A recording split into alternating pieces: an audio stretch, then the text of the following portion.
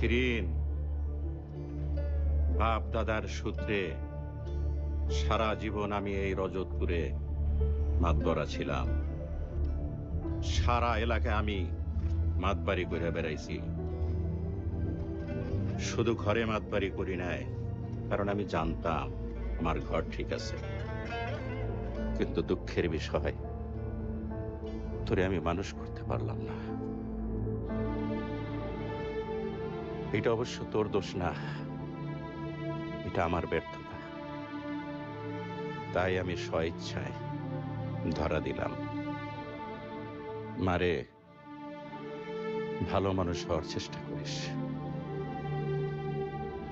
যদি কোনোদিন ভালো মানুষ হইতে পারোস, তাহলে জেলখানায় আমার সাথে গিয়ে দেখা করিস। আমি আমার মেয়ের ভালো মানুষের রূপটা দেখা